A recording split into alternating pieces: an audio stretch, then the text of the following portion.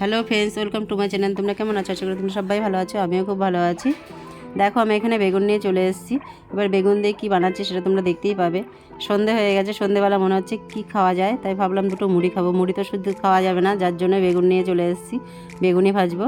আমরা তো রোজ কিনে খাই, কিন্তু বাড়িতে তৈরি করে যদি খাওয়া যায় তাহলে বেশ ভালোই হয়। চলো বেগুনিটা বানিয়ে নিই। বেগুনগুলো এইভাবে পাতলা পাতলা করে আমি আগে কেটে নিচ্ছি।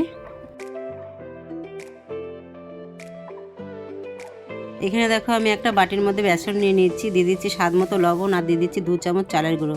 চালের গুঁড়োটা দিচ্ছি কেন, এটা আমি একটু খাস্তা বানানোর জন্য, যার জন্য চালের গুঁড়োটা দিচ্ছি। তোমরা চাইলে নাও দিতে পারো।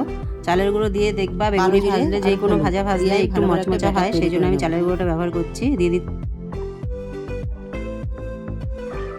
এখানে দেখো, আমি কাঁচা লঙ্কা নিয়ে নিয়েছি। এখানে আমি মুড়ি খাবো তো ওই জন্য লঙ্কা দিয়েও দুটো চপ ভেজে নিচ্ছি। দেখো, আমি বেগুনগুলো ঠিক এইভাবে কেটে নিয়েছি। আর এখানে আমার ব্যাটারটা রেডি হয়ে গেছে।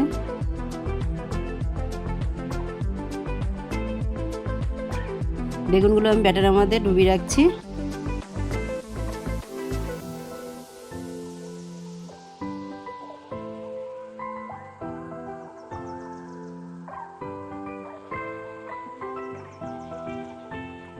এদিকে আমি গ্যাসে কড়াই চাপিয়ে দিয়েছি। এখানে দিয়ে দিচ্ছি আমি সাদা তেল।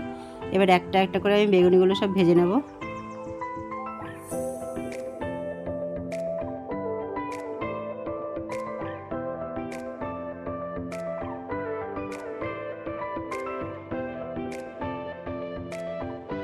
দেখো কত সুন্দর বেগুনি ভাজা হয়ে গেল।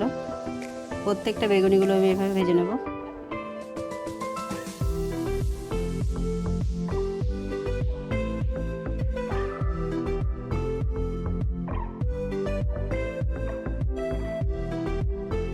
সব বেগুনিগুলো আমার রেডি হয়ে গেছে। ওপর দিয়ে একটু বিট লবণ ছড়িয়ে দেবো। তোমরাও বাড়িতে ট্রাই করো, সবসময় তো কিনে খাওয়াই হয়।